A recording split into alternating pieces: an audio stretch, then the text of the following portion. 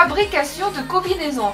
Oui, parce que j'en ai rêvé un certain nombre de fois et malheureusement je ne tombais pas sur la combinaison que je voulais, un peu originale, rigolote, enfin bref.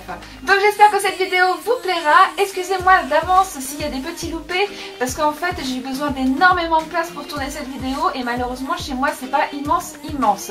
Donc j'ai fait un peu comme je pouvais, donc désolée d'avance s'il y a des choses que vous ne comprenez pas ou pas très bien vues, enfin où vous ne pouvez pas très bien voir les choses visuellement, donc je m'en excuse d'avance. Mais bon, comme d'habitude, n'hésitez pas à mettre un maximum de petits pouces bleus d'encouragement, également de partager la vidéo. Si vous n'êtes toujours pas abonné à la chaîne, n'hésitez pas à vous abonner, à également activer la petite cloche de notification. En attendant, moi je vous fais plein de gros bisous et je vous dis à très vite. Bye bye. Pour ce DIY, vous aurez besoin de 1 ou 2 plaids suivant les dimensions, de votre pyjama préféré, de la feutrine, d'une fermeture éclair, d'une paire de ciseaux, d'un feutre noir et pour finir de la colle chaude. C'est parti! Commencez par prendre votre plaid et pliez-le en deux.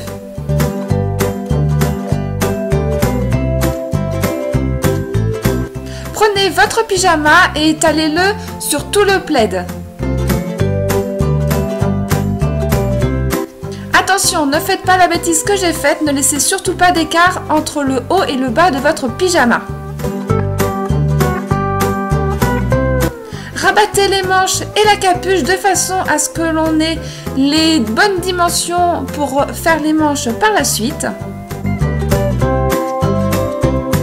Prenez votre feutre noir et tracez un trait tout autour de votre pyjama à environ 1 cm du bord. Ça vous permettra de savoir où il faudra couper.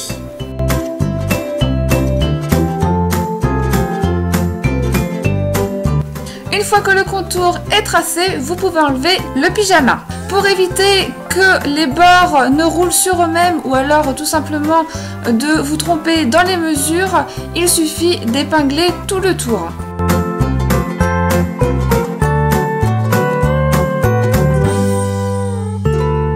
Et maintenant, il ne reste plus qu'à découper.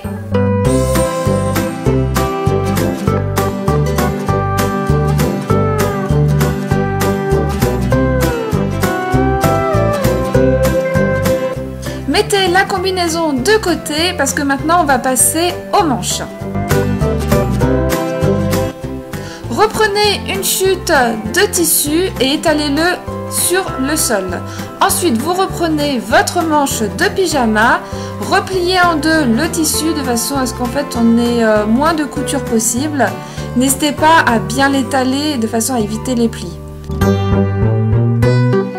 Reportez bien les dimensions de vos emmanchures de façon à éviter les boulettes. Refaites les mêmes étapes que pour la combinaison, donc à savoir faire 1 cm tout autour de la manche et découper.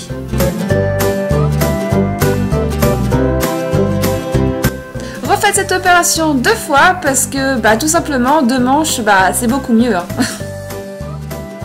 Reprenez à nouveau le plaid et vous allez y découper la capuche. Donc encore une fois, pliez le plaid en deux et faites les coutures du plaid bord à bord de façon à éviter en fait une nouvelle couture. Je sais pas trop si je m'exprime bien, mais plus tard je vous le montrerai mieux.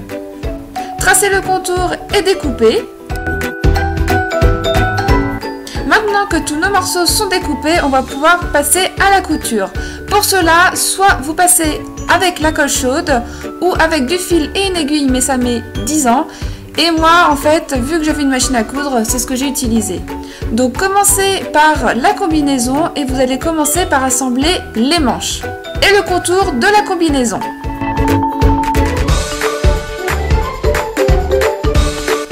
Pour coudre les manches, vous allez assembler ensemble les 2 plus petits côtés des manches.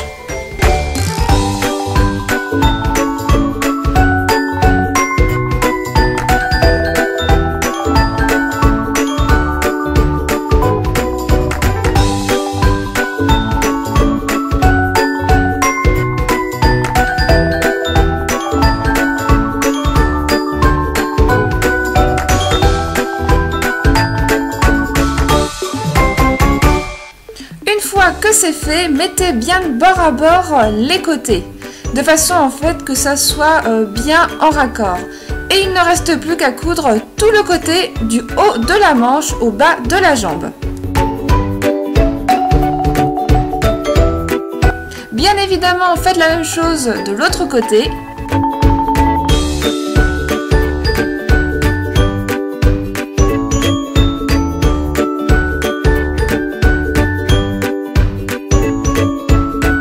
Il reste à coudre l'entrejambe.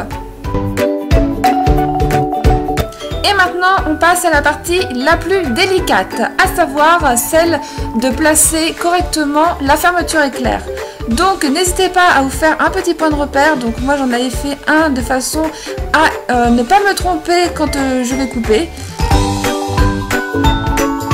Si vous ne savez pas coudre les fermetures à la machine à coudre, c'est pas grave. Utilisez soit à la main votre fil et votre aiguille de façon à que ce soit le mieux maintenu possible, ou alors la colle chaude ça marche bien, mais ça fait toujours un peu plus moins fini, on va dire.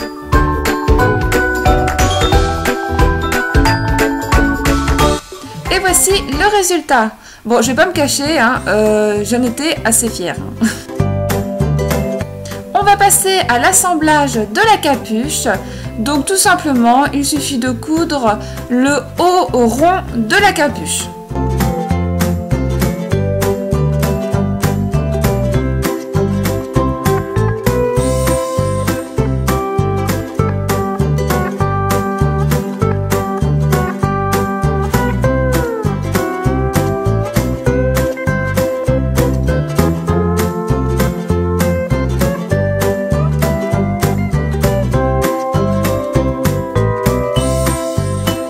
On va dire que la combinaison commence à bien prendre forme.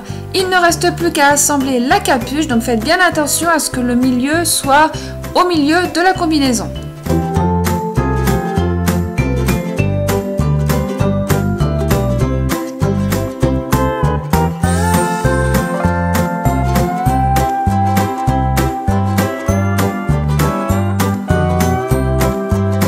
Et dernière étape, il ne reste plus qu'à faire les ourlets au niveau des manches et des pieds. À savoir que moi j'ai rajouté au niveau des pieds un élastique. Prenez ensuite vos feutrines et découpez le nœud, les cheveux, les yeux et la bouche. Et une fois que c'est fait, il ne reste plus qu'à les coller sur la capuche. Donc moi j'ai utilisé bien entendu la colle chaude parce que forcément c'est ce qui tient le mieux.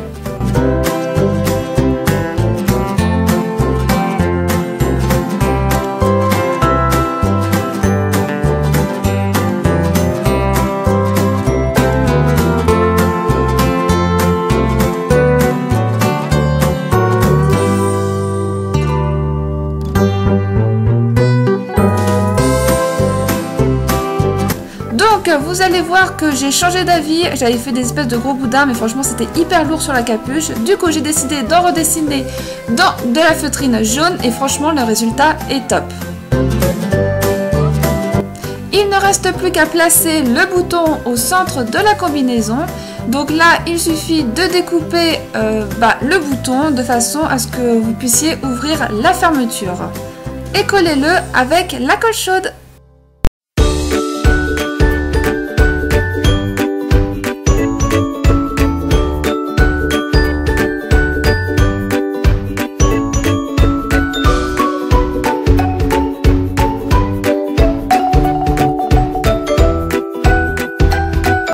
Alors, elle est pas trop mignonne cette combi?